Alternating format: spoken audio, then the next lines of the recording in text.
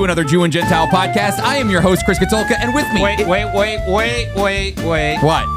Oh, the Friends of Israel. Let's keep it recording. Wait, keep it going? Yeah, and just start, All right, start the whole thing over again. We'll keep the music going. All right, here we go. Come in. Hey, everybody, welcome to the Friends of Israel's Jew and Gentile podcast. I am your host, Chris Katulka, and with me is none other than the Jewish sage himself, the one, the only, Mr. Steve Herzig. How did I do that time? You did great, but I got my Zadie sweatshirt on. That's right. I just flew in, literally just flew in from St. Louis, although I was supposed to fly in yesterday. But, Chris, they had really bad storms. People died in Missouri. I was in St. Louis, Missouri.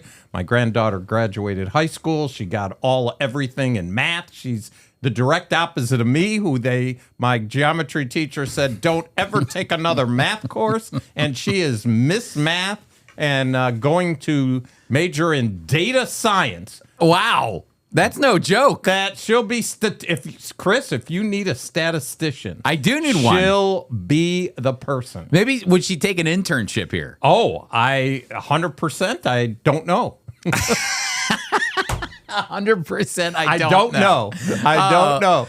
That's great. Well, Steve and I haven't seen each other in a while. In fact, we're just sitting down and catching up because Steve's been out in St. Louis. I was out in California, in Redding, California, doing one of our Proclaim conferences. We're going to talk all about that in a moment. But before we get to it, don't forget the Jew and Gentiles podcast is sponsored by FOI Equip. It's your opportunity to learn the Bible from a Jewish perspective and to get equipped to love the Jewish people. And you're saying, well, what can I do? Well, it's really simple. You go to foiequip.org.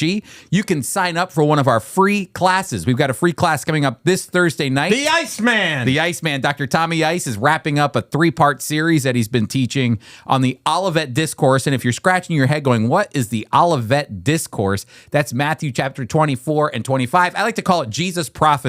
It's the prophecies that Jesus lays out, which are built on all the other prophecies that surround him. Jesus is pulling from the prophet Daniel, from the prophet Ezekiel. And then the book of Revelation does the same thing. So Jesus gives us the vision of what's coming in the future, and that's exactly what Dr. Tommy Ice has been talking about. And you can find out how you can get involved. It's all free, Steve. It's free. We should just call this podcast The Friends of Israel's free. Free everything. Everything's free. And not only can you get a free class, but we want to send you free stickers, Steve. Do we have any stickers laying around here? I do not see. Oh, there they are. I was wondering if we gave them all out or something like that. I brought my daughter a whole stack full to give out.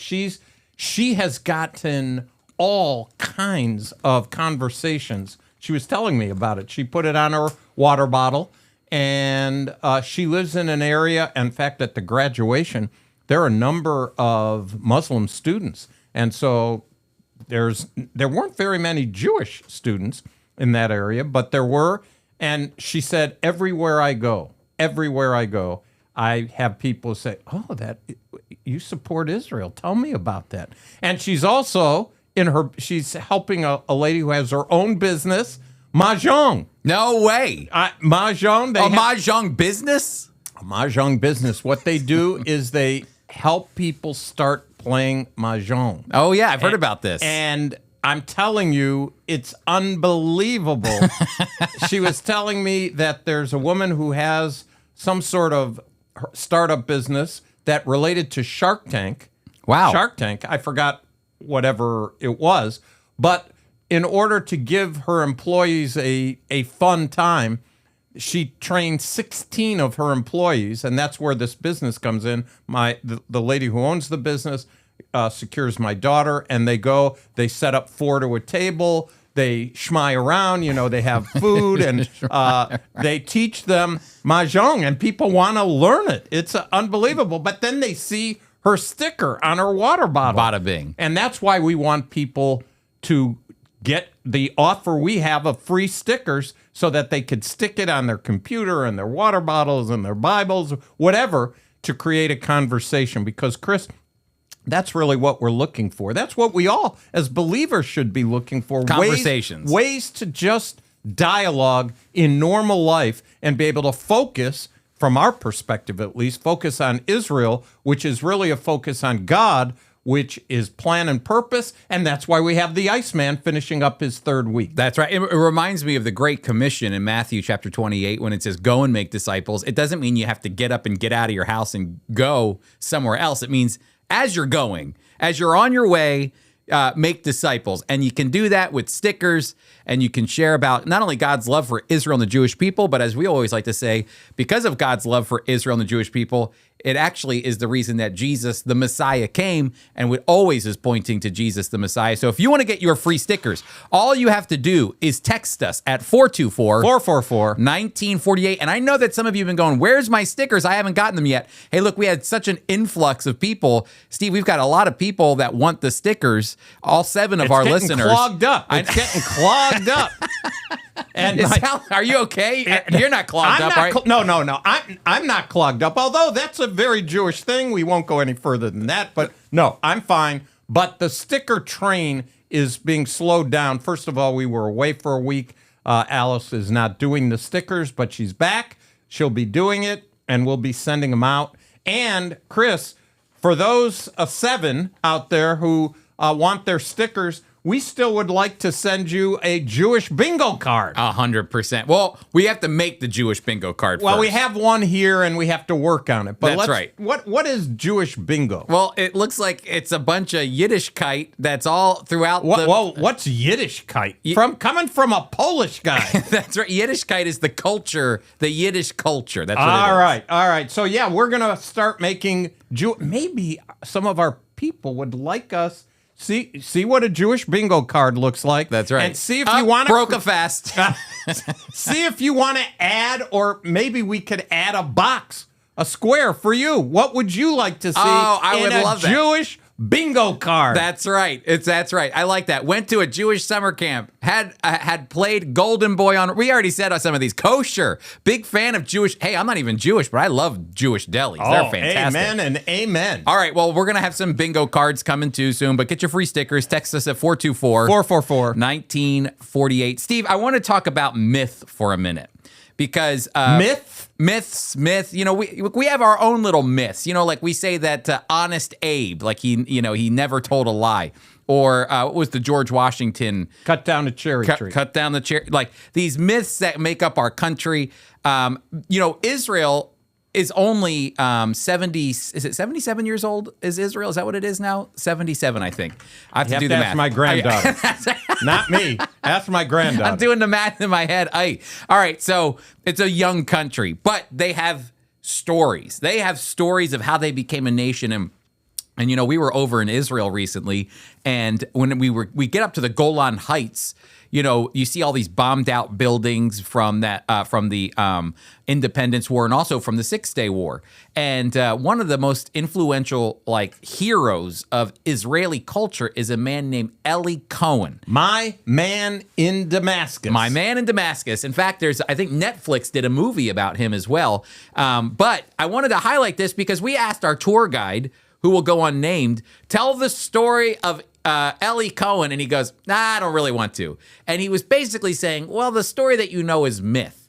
And I go, oh, that stinks, because I think the story's a great... I read it in that book, My Man in Damascus. That's right. It's got to be true. That was a whole book. Well, I am happy to say that I think it's the Jerusalem Post, Steve, if you'll get that there. It is. What's the headline read there? The Mossad seizes 2,500 document Syrian files on executed spy Ellie Cohen. Steve, maybe you can give a quick, what's the brief story of Ellie Cohen for somebody who's just, finding out about him for the first time? Ellie Cohen was a person who was very good as far as Hebrew, certainly, but Arabic as well. And he ended up, the Mossad recruited him. They set him up in business, in the furniture business. This was the story in the book, and this was the story that I heard, Chris, back in the 80s when I went to Israel, in the early 90s. He moved up. He was suave. He was a ladies' man.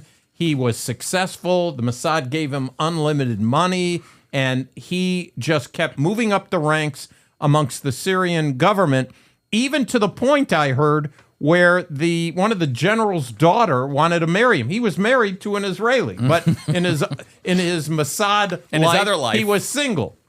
And so they took him to the Golan Heights and showed him around, and he was able to see Israel from the very top, the way they had the super advantage being very up high, and they had bunkers all over the place. And it was pretty impregnable. In fact, just a sidelight, one of the first times I went to Israel, I was with a Green Beret who I roomed with on our tour. And we went up to the Golan Heights, and he said, Steve, that's a death march. To run up this hill with all those bombs that are planted and running uphill, he said, I don't know how they won. Prior to 1967, basically the border of Syria and Israel was right at the Sea of Galilee. Yep. And they could launch rockets right down into They could shoot. Yeah. They could shoot guns and bullets. That's how close. They were so high up. They were super close. Well, the idea was that Ellie Cohen convinced them to plant cypress trees by the bunkers. And he said, your people need shade, and so just put these trees. Yeah, look at, they're so hot out there. In fact, when we went there were cypress trees. They're all over those buildings. They're all over, and they're right by the bunkers. Yep. I certainly bought into it, and I thought, this is amazing. Well, so the 67 war, one of the first things they did to take the Golan Heights was to bomb the trees. That's right. He said he gave them, apparently, according to what I've heard about Ellie Cohen, is he gave instruction to the IDF, and he said, all of the bases are underneath the cypress trees. So you just attack those cypress trees and all boom, those you're done. bunkers. And again, you and I have been there. There are bunkers. Now, they're old ones now. They're bombed out. And there are cypress trees. They're right in there. So he was given tremendous credit for helping win the Six-Day War. Unfortunately for him, he got captured. He was telegraphing information. They had found him. And they still have not returned his body. That's right. And it says that Netanyahu, I even was reading in this article here in the Jerusalem Post, both Prime Minister Benjamin Netanyahu and Mossad Director David Barnea met with Nadia and reiterated earlier. Nadia, who's Nadia? Tell him who's not. I don't know who's it's not. His wife. His wife, yes. Yeah, yep. Nadia, and reiterated earlier promises to find Cohen's body. So that's still something. You see, they offered money, $1 million. This is back in the 60s. They offered money. They offered prisoners. They offered everything. They have not returned the body. So Mossad, they seize up to 2,500 documents, Syrian files on executed spy Ellie Cohen. This was a Mossad. That's what caught my eye. Listen to what they did.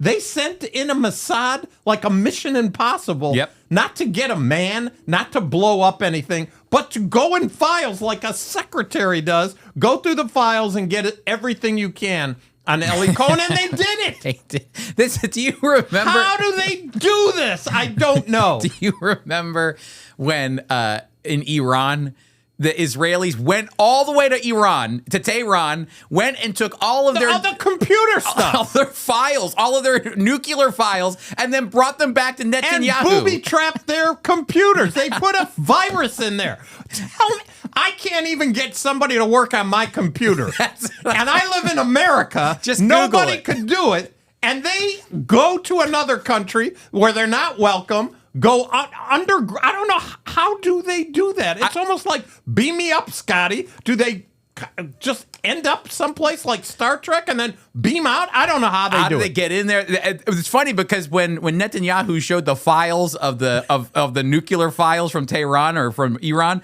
they were just in files and binders. And they were on a stage. Hey, here's all of Iran's stuff. That's right. He's turning around. Look at this. Look at that. Here, page 15. Look what they're saying here. This is a comedy as well as a drama at the same time. Well, I mean, I'm sure at some point we can talk more. The beeper situation. I mean, that wasn't something that was conjured up a couple days before the beepers exploded in Lebanon with Hezbollah. That was a long game, like Ellie Cohen building a factor or a business that out of Taiwan, working with Hezbollah, telling them, no, you want the larger beepers because then they won't track you. It's old technology. And they bought into it. That's right. And boom.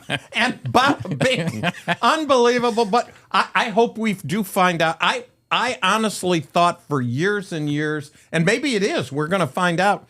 I love that story, Our Man in Damascus. Yep. In fact, Friends of Israel, I remember going to our publications department and after having this book for years and saying, our people who get our magazine would love to read about Our Man in Damascus. And for a number of years, we sold it. And now we hear from one of our guides, I don't know what's true and what's not. Is it myth? I believe it, Chris. I still believe it too. I believe it. Thank you. I still believe it too. I am not, but it's just, it was funny. Now, we have to say our tour guide, who we love to pieces, is also, I don't think he wants to even tempt to give wrong information, which is fine. And, but still. We don't have any problem giving wrong. No, this whole podcast should just be called Wrong Information. We at least say, in my view, in my view, I believe the story of Ellie Cohen.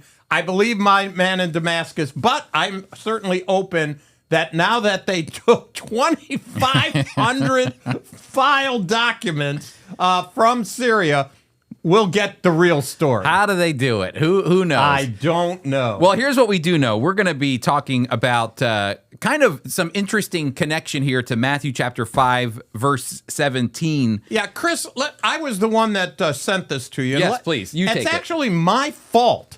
I can't tell you how often I have said, quoting from Matthew chapter 5, Jesus fulfilled the law. Have you ever said that? Yeah, of course. Jesus fulfilled the law. And it struck me as I read it, that is not good. Not good. The sentence should be, Jesus fulfilled the law and the prophets. Mm-hmm. That is a huge difference. But I have for years, many, many times said, yeah, Jesus fulfilled the law, as though that's the end of Judaism. It's not the end of Judaism. However, and the reason we want to talk about this is because amongst the very Orthodox, that the law stops. That's where it begins, and that's where it ends. They'll talk about the writings and the prophets, but it is the law. And what Jesus said, and it takes into account, Chris, the story that we all love.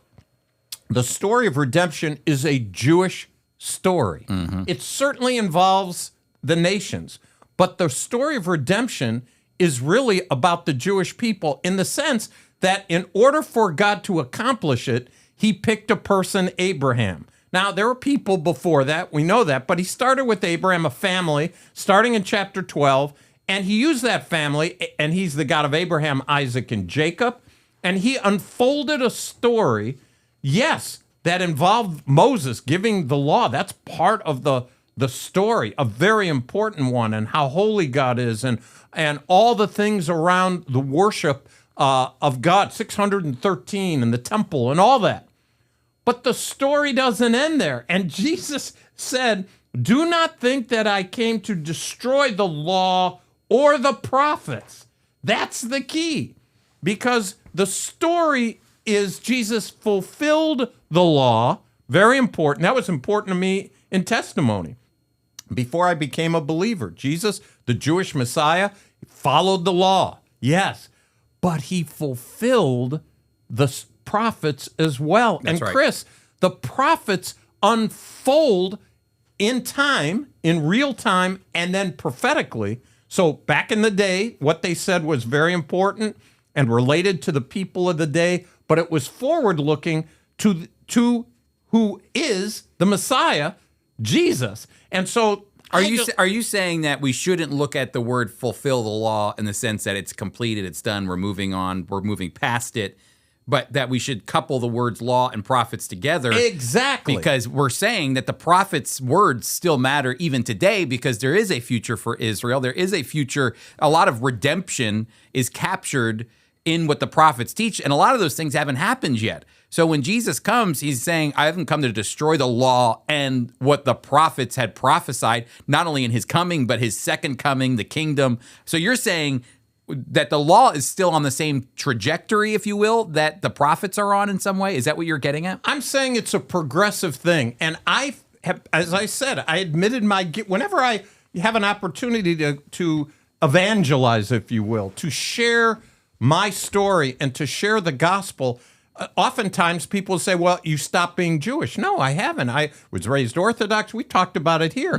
And we talk about Hebrew. Jesus fulfilled the law. And that's where, for me, many times it ends when Jesus didn't just say that. He coupled it with the prophets. And Chris, we know when we go to Israel or when we go on encounter, what is encounter, Chris? That's where you can actually learn about Judaism and the multifaceted nature of Judaism, from the Orthodox Jewish community to the secular Jewish community. And we go right up to New York City, and there's a wonderful family that opens up their home. They're ultra-Orthodox. They love Friends of Israel. The Cohen family, by the way. Yeah. No relation to Ellie Cohen, though, okay? But the idea there is that they focus on Shabbat. Shabbat's a very important thing. They focus on the law, what you do, how often you do it. And in fact, what we're going to talk about is how back in Jesus' day and still to this day, the elevation of rabbinic interpretation and their interpretation, rather than letting a person decide based on their own reading, theirs is like the law. That's where we came up with the fence. You should explain the fence around the law. Yeah. The fence around the law that I grew up with is not in the Torah. Yeah, no, the fence around the law is the law that is outside of what the Bible teaches. That is what you said, the Torah, the first 5 books of Moses. It's extra biblical laws that come from man, which you can read about in the Mishnah and the Talmud. But really, the Mishnah and the Talmud, which are these very significant Jewish books, they were codified in 200 AD and 500 AD, the Mishnah in 200 AD, by a rabbi named Rabbi Judah Hanisi. But what happens is those laws actually date back to even Jesus' day, when Jesus is, he's not condemning, but when the Pharisees look at Jesus and they say, why don't your disciples wash their hands? And then Jesus said, and then he says, in the tradition of the elders or the tradition of the fathers. That's what they say. And that's exactly what Jesus is speaking against. Jesus is saying, why are you burdening these people with laws that aren't even biblical? There is no biblical law about hand washing for ordinary food. That's the whole point, is that the disciples were just going to eat a lunch, a turkey and cheese sandwich. You don't have to do it. There's nothing in the law about washing your hands when it comes to a turkey and cheese sandwich. But if you're going to offer a special offering to the Lord, now you have to make sure you're washing your hands the right way and you're a pure person before you go before the Lord. There's biblical laws about that. But the Pharisees, they wanted to bring purity to everything. And so Jesus is saying, he's essentially saying, you're putting a fence around the law because you don't want anything to be impure, which is a noble endeavor, but you're also burdening the people with unbiblical laws. They come from the elders, not from God himself. And they focus then more on the details rather than the purpose of the scripture is to, yes, there's details and there's certain things you have to do a certain way, but the idea is the story itself. Listen to this. I didn't realize this, Chris, until I started to check things out. It's called Tractate Sanhedrin 89. Listen to you. Tractate Sanhedrin 89. So now we're in the Talmud. That's right. And it says, deals with the authority of the Sanhedrin. So this would be during Jesus' day, the highest rabbinical court. It states that even if the Sanhedrin tells you that your right hand is your left hand, this is in the text that they write. You must accept their judgment, even if you know they are mistaken. This principle emphasizes the importance of adhering to the rulings of the Sanhedrin, regardless of personal knowledge or understanding. Chris, I read this hundreds of years ago when this was compiled. It's still, for a section of Judaism today, very ultra-Orthodox.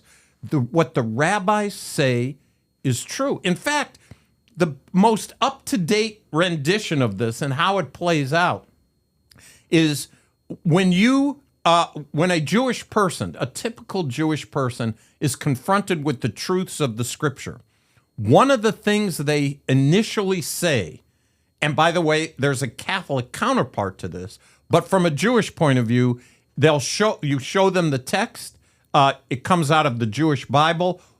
Who do you say this is? Let's say we're showing them Isaiah 53, any of the messianic prophecies. One of the first things they say is, wait a minute, I'm not sure what it says. I got to go ask my rabbi. That's right. Which is perfectly fine. What are you going to ask your rabbi? What is it that you don't understand about? I don't want to talk about it. I want to talk to my rabbi. Fine. I've talked to some Catholics who say I have to talk to my priest, or I have to go to the church and see what they say. Those are your people. Yep. My people, it's the rabbi. But it's the same thing. In other words, they don't trust what they read for themselves. That's right. And that is not the way God intended the Bible to be. That's right. But I'm not against that. Look, we teach. We have teachers, rabbis, if you will. But one of the things we do very often, and I know the Iceman has done it 2 weeks, and he'll do it tonight, or tomorrow. He's going to say, are there any questions? And Chris, when we do Equip courses, me personally, the best part of the course is when there's time for questions. Q&A. People they hear what the expert says, but they want further amplification. They want to understand. They want to dig deeper and understand for themselves. They don't want to be told what to believe. And that, by the way, evangelicalism has had that and might even currently have that in some spheres where one person is the voice. That could be a problem. You know, this is interesting because I've gone to the home that we go to for encounter to the Cohen family, and they show you that a kitchen, what an Orthodox Jewish kitchen looks like. And there's 2 sinks, Steve, and there's 2 dishwashers. Yep. And the reason why is 2 sets of dishes. 2 sets of dishes, 2 sets of utensils. And the reason why is you have your milk plates and your dairy. And your dairy and then your meat. And That's right, your meat side and your milk side. Yep. You don't combine milk and meat. Milkit and Fleischik. That's right. And so we've been there before where they offer coffee to everybody and you can put milk in your coffee. Well, better be fake if there's any meat around. Well, there. so what happens is there was no meat around, but now you've got a meat sink and you've got a milk sink. Oh no, you can't. But nobody knew. We didn't get to that point yet. So people are drinking their coffee, and then all of a sudden, what happens? Somebody pours their coffee down, and nobody knows a thing. Nobody knows anything. And then all of a sudden, as they're going on, the lady comes around, the mother, and goes, now this is the milk sink, and this is the meat sink, and explains it. And you could see, the eyes light up a little bit like, wait, what? And so somebody goes, so what would happen if somebody accidentally poured milk down the meat? Oh, you don't want to do that. And you can see them going, oh my goodness. So, finally somebody said, how you kosher something? You have to kosher it. You have to cleanse it. Do you know how you do that? Fire. Well, that's what I'm saying. So the lady goes... You have to do a little some symbolic way of torching or firing the guilty side. I'm telling you, when I lived with my grandmother, I put the dairy in the meat. And you can't do that. You can't do that. Well, the reason I say that, though, is because the lady said, the person said, well, I did that. And she goes, oh, you could see, she's like, well, this just kind of ruined my day a little bit. But no big deal. Like, she handled it with grace. You could see the look on her face. And she goes, we'll just call the rabbi. That's right. So, but it makes me think of this. Like, I'm sure there's a procedure, but she goes, we'll just call the rabbi. The Sanhedrin will tell us what to do. Whether it's right or wrong and we know it, we could just wash it down the drain. But nope, we'll call the rabbi. Well, Chris, so they have this tractate, and then there's this word that I hadn't heard until I started feeling guilty about Matthew 5:17. That's what got me to explore all this. Do you feel an obligation in your retirement to go back to every single church that you spoke at to let them know that, I need to correct myself? Have me back in your church. Well, in church, I probably did it right and read the whole verse. Oh, there you go. But in conversation, I said, well, Jesus fulfilled the law. I can't do that anymore. I'm convicted. But there's a word, Chris, that I had never heard before that plays a key role here, and it's called Drash. I think I'm pronouncing it correct. Drash. Drash. As I looked at the Hebrew, it's Drash. It refers to a sermon or interpretation of a religious text particularly in the Torah, and it involves a detailed examination of the text to extract its deeper meaning. Well, Chris, the Apostle Paul did this. Yes, he did. So there's nothing wrong with the word drash. But Chris, I captured a paragraph from a book called Refuting Rabbinic Objections to Christianity and Messianic Prophecy. Look at you. You are prepared, my friend. Well, this was really good. So I want to go a little slower. Refuting Rabbinic Objections to Christianity and Messianic Prophecies. Can I go back to the word drash? I like that, and I hope I'm not taking it. No, but go ahead. You say, because maybe some people might have heard this before, but the term is also related to midrash, yes, a form of rabbinic literature that expounds on the Torah. A drash can be understood as a process of seeking or inquiring into the meaning of a text. But that one that I've heard a lot is midrash, which is a form of interpreting the Torah law. Well, in this, yes, and that's very helpful. In this paragraph, Chris, it's so interesting that Eitan Bar writes this. He says, though they kept using terms Judaism and Torah, he has those in quotation marks. Who are we talking about? He's talking about the Jewish people, the rabbis, and what they're doing in terms of Judaism. Okay, so they're saying when the temple was destroyed 2,000 years ago. They changed the definition. No more biblical Judaism based on the Torah, but from then on, it was the tradition of the rabbis. Listen to the changeover. This I knew, but I thought he was so concise. The temple, the priesthood, the altars, the sacrifices, the tabernacles, those are all biblical, Chris. He says they're replaced by new customs. Listen to, this is what I was raised with. It says most of the Jewish traditions have even taken from other people groups, among whom the Jewish people lived. The talesmen, the Hamsa. Chris, we go to Israel. I never liked the hand. Yeah, the hand. The hand, it's a superstition. It's a talesman. It's been condemned by the Torah, and yet you go to Israel and they have the hand everywhere with the eye in the middle. That's right. And my mother believed in all that. Don't they say something when superstitious when something poo poo or something? Yes, absolutely. My mother did all the time. Or spit. So something. If you said something, oh, that person, they've been healthy for 30 years. Poo poo poo. What are you trying to jinx? They got to go to 31 years, and you're already now you're tempting fate. But it goes on. Wrapping of tefillin, Chris. I did tefillin.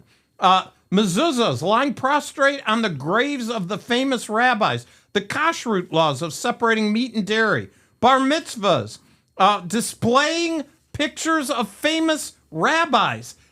Chris, go to it. Well, you could go to New York too. Yep. Don't you see a very special Rebbe in many, many ultra-Orthodox homes? Schneerson. And you can go to any synagogue and always see Maimonides photo paintings all throughout the synagogue somewhere. It's condemned in the Torah. It's true. I never thought about that. I'm Jewish. It's part of my culture. It just shows the power of this drash and the acceptance of authority. It reminds me of very early in my ministry when Alice and I were living in Atlantic City. At that time, before the gambling, people came on the boardwalk and we would talk to them. We had wonderful conversations. And I was in one of the areas. They had a big area where people could sit right by the water and you could talk and people fellowship together. And that's where we would share the gospel with people. And so there was a period of time, probably 45 minutes, I was sharing. And Chris, I have a loud voice. So I was sharing with a couple of people in one area, but it was loud enough so they all heard me. And what was very interesting to me is at probably about 40 minutes into my talk, the very ultra-Orthodox family left and they came over to me. And here's what they said. You're quoting the Bible. You're too young. You shouldn't be quoting the Bible. You're not even old enough to study the Bible. You have to study the rabbis. Only the rabbis are the ones who can tell us what the text means. It's too high for you. And I said, Wow. I'm sorry. I said, I was given a Bible by my synagogue. They want me to read the Bible, and it's written so that I can understand it. It's not too high. And it's something that we should be reading. And they said, oh, you poor thing. you just don't understand. One day you'll understand. That kind of mentality, Chris, is so horrible for our people, to think that you have to elevate yourself to a certain point. Jesus demonstrated. Who did he pick? He picked, yes, he did pick the Apostle Paul later on. The Apostle Paul was the PhD. He was the grand poopah of when it came to scholarship. But his followers and the leaders, the ones who listened to him firsthand, they were regular people, endowed by himself, Jesus, and later the Spirit of God. It doesn't mean the Bible's against smart people, but what it does mean, it welcomes all people. That's right. And anyone can read it with the desire to understand. We don't need a high class of people in order to tell us what it means. And in fact, if the people think they're high class, power goes and corrupts them, and then you have trouble. Well, and then when you get to these particular laws and these drashes that you're talking about as well, the tractates from the Talmud and the Mishnah, it's interesting because the Gospels highlight something interesting about Jesus, which is that he's the opposite of kind of what's going on in the Jewish culture at that time, where rabbis and teachers, Jesus wasn't the only rabbi. There were a lot of people that were going around. They didn't claim to be the Messiah,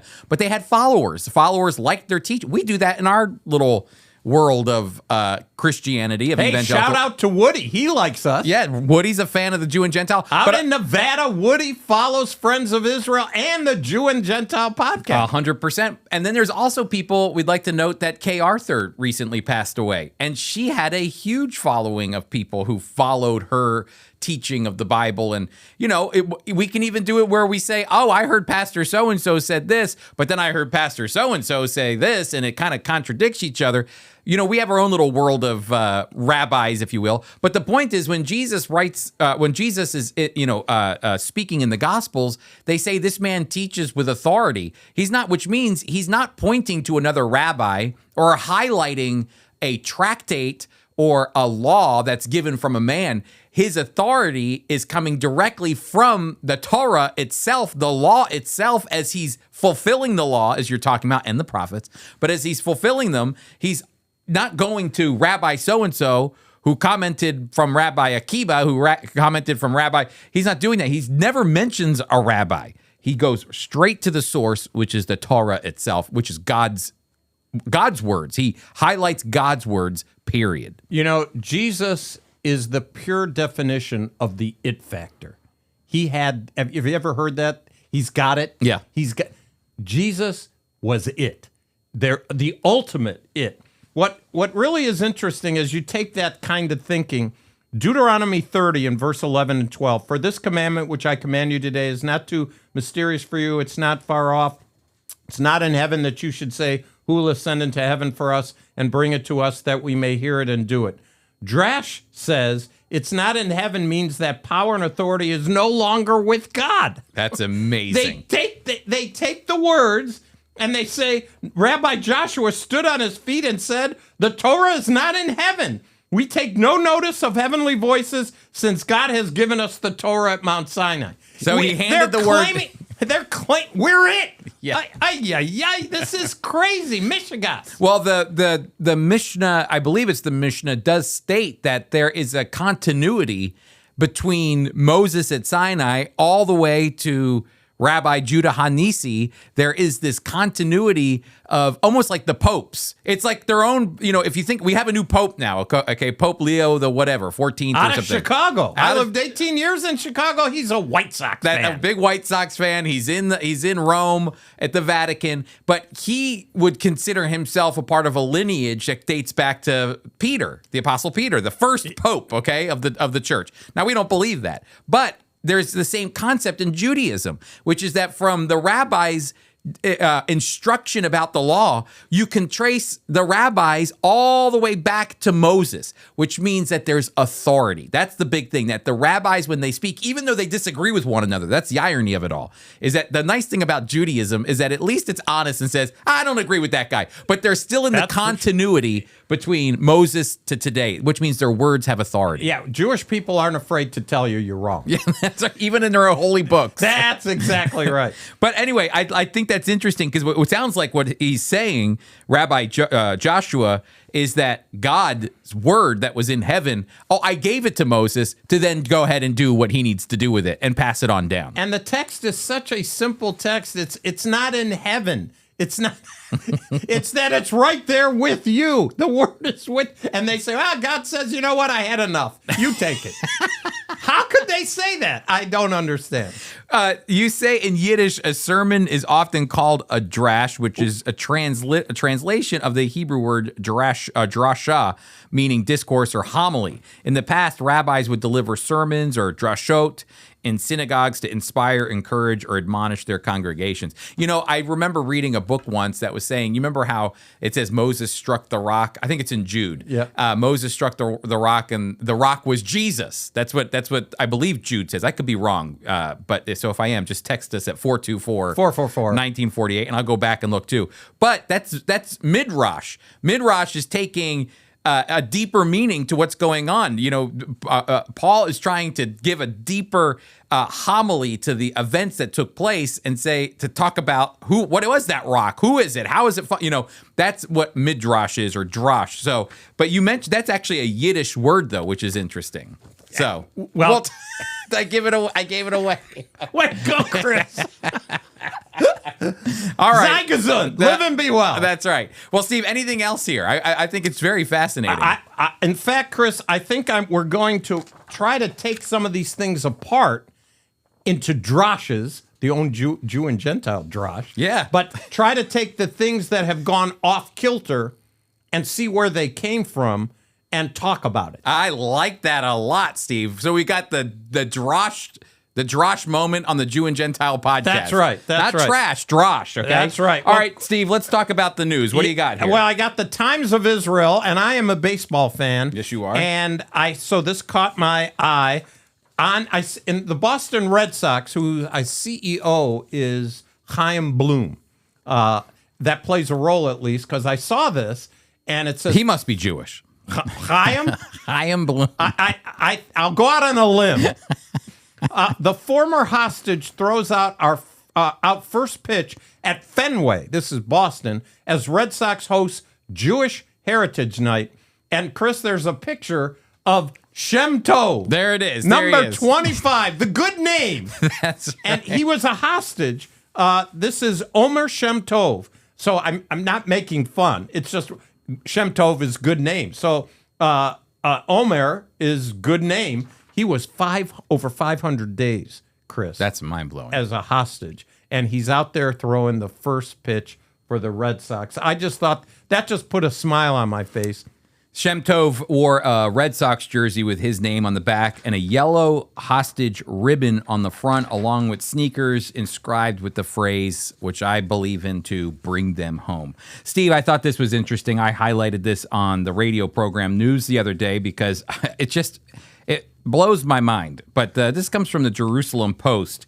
Spanish Prime Minister claims Israel's Eurovision participation shows a double standard.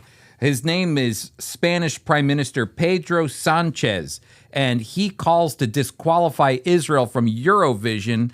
We're out of the need to show solidarity with the Palestinian people. And the reason this is interesting is because, number one, you know what immediately came to my mind when I hear a Spanish prime minister say that Israel should be ousted from the Eurovision? My mind goes to 1492. That's right. Yep. When the Spanish queen and king Columbus sailed the ocean blue. And then they kicked out the Jews from Spain, and they ended up going to Middle East and Northern Africa. Okay? So this is interesting to me because he actually claims that Russia was kicked out of the Eurovision for its attack against Ukraine.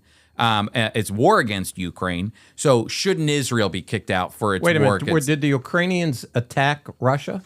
You could talk to the Spanish prime minister. That's what I'm trying to figure out too. Okay.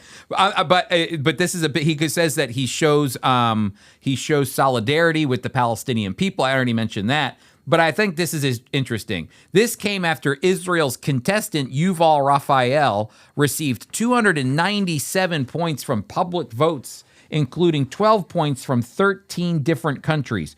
Current voting rules allow each viewer to vote up to 20 times from each device or credit card. We believe that the voting system must be examined thoroughly in light of recent events, says a source at RTVE. The goal is to ensure that the competition remains fair and truly reflects the musical taste of the audience without political influences. And so it goes on, and the real thing is this, is that Yuval Raphael in the Eurovision has actually got second place out of 26. Where did Spain land? 24. Okay? So Sour grapes. Sour grapes. And you know what? Here's what I'm going to say. Let's say somebody calls in 20 times and pays 20 times to get Yuval Raphael all the way up as high as they can go, or Israel. It's just another way to support. It's almost a laugh in the face. It's just a way to support Israel and the Jewish people. If somebody did that, Genesis 12, they're going to be blessed. 100%. Steve? All right. Here's one that I saw, Chris. UK, France, Canada warn of concrete actions if Israel doesn't halt the war. I just love that. UK, France, and Canada, who have no issues internationally. No one's attacking them. No one's going after their children. No one is sending bombs into their country. But they are going to show Israel that they mean what they say. Israel, if you don't stop fighting for your survival, we're going to boycott you. That's right. And what I was saying this to Steve before we got started is, I think this is the reason. What you're seeing here is the reason why there was an October 7th. Between 2007 and 2023, Hamas launched thousands upon thousands of rockets from Gaza into Israel. And there were points where it would get worse from time to time. And Israel would have to go in with an operation to suppress the rocket launches. And then I guarantee there was a phone call from a president or a prime minister saying, Bibi, or whoever the prime minister was. Don't do too much. Just go in there, be kind. It's the Palestinian people. They didn't hit anybody. That's exactly. The rockets, they went glare onto field, so don't worry. Don't worry. You've got the Iron Dome. You're okay. Just don't do anything too crazy in there. And you know what happened is that kind of response to Israel perpetuated what I believe what would become October 7th. I've told people for a long time, I think October 7th, 2023 happened for a lot of reasons. Israel clearly let them, he did not intentionally, but they didn't have their eye on the prize there. And that isn't the first. That goes back to the Yom Kippur Wars. Sometimes living life, you're not thinking about survival. That's right. But I will say, I also believe that what October 7th is a result of is the world doing this. Telling Israel, you can't defend yourself. Emboldening the enemy. That's right. And you know what the thing is that a lot of it has to do with halting the war and boosting aid. Because Israel did cut off aid from going in, because how do you starve Hamas? How do you starve what's going on? It's not starving the people. They're trying to starve Hamas, because when the moment that aid comes in, see, in your mind, and I'm sure the average person's mind, not that you're the average, I'm not pointing at you, but when you're saying when you're talking about the aid going in, you're thinking, oh, this is just getting distributed to all the Palestinian people. That's not true. Hamas goes in, they take the aid, they use it for themselves, just as they've been doing since 2007. Taking our money, taking our aid and turning it into tunnels and turning it into rockets and all of that, not even giving it to the people. And so what's happening is Israel goes, we're just not going to give Hamas what it needs. And so we're going to pressure them to release hostages and end the war. Well, guess what? Now, instead of letting Israel work out its case, UK, France, and Canada get involved and say, quit it, or else we're going to get angry with you and you're going to see what we mean. And so what happens? Israel doesn't get a chance to fulfill what it should have done, which could have ended this a long time ago had the world said, Israel, you got to defend yourself. That's the way I see it, Steve. Solomon said there's nothing new under the sun. Golda Meir in the early 70s said, When will there be peace in Israel and the Middle East? There will be peace in Israel when Arab mothers love their children more than they hate Israelis. That was back then. The same thing is true now. Can there be peace? Can the war stop? 100%. Just return the hostages. That's pretty much what everybody, including Israel, is saying. And they have absolutely refused, dead or alive, to return any hostages.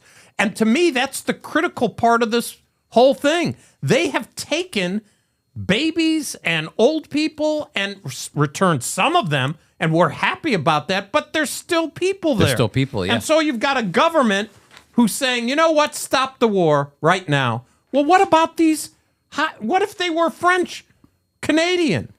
What if they were UK, English? Would they say the same thing? Israel has their people held, and we already know how they're treated. And they want to discuss ending the war. Give back the hostage. So let's start there. Yeah. That's why, to me, this is look. They're respected leaders. Their people elect them. Sei gesund. But to say something like they wouldn't have it for their own country, 100%. what they're asking for Israel to do. I believe the goal, I read a Jerusalem Post article that showed that the goal is that Israel is going to basically take control of as much of Gaza as possible and set up distribution centers, IDF distribution centers run by Americans. So essentially IDF control, like military controlled, and then an American organization distributing the aid. So a combination there, but that basically means Israel has to go in, tell Hamas, get away, and to make sure that it's going to people who need the aid. And believe me, I don't think America is going to go in there until they can assure them that they're not going to get blown up. Israel has to clear it out in order for them to go in. 100%. Well, hey, listen, we've been doing the Jew and Gentile podcast for almost 3 years now. And this is the first time we've had a Yiddish faux pas during the show, okay? We did have a Yiddish faux pas. I even put it at the end. In Yiddish, I write. I know. I was excited to see it, and then I got so excited, I just blurted it out. So you already did it, so say it again. Well, it looks like, Steve, according to your notes, the handy notes that you've put together, is that Drash in Yiddish actually it's like a sermon. It's a translation of a Hebrew word, darasha, meaning discourse or homily. And in the past, rabbis would deliver sermons or drashot in synagogues to inspire, encourage, or admonish their congregation. So the Yiddish word is drash. Drash. Good job, Steve. That's fantastic. Great and job, way to Chris. ruin it, Chris. That's way to go. Way to go. Hey, everybody. Thanks for being a part of the Friends of Israel's Jew and Gentile podcast. It's great to have Steve back in the podcast room. Text us about Drash. 424-1948. Be sure to get your stickers too when you text us. You want to make sure that you sign up. Coming up this Thursday night, the Iceman. He's doing the Olivet Discourse. Hey, the guide to the end of the world. That's what he's calling it. The guide to the end of the world. If you want to know. Are people going to tune in to that guide to the end of the world? Oh, they're tuning in, Steve. That's great. Be there. Go to foiequip.org. It's so great to be with all of our listeners, all 7 of our listeners, and we will see you next week.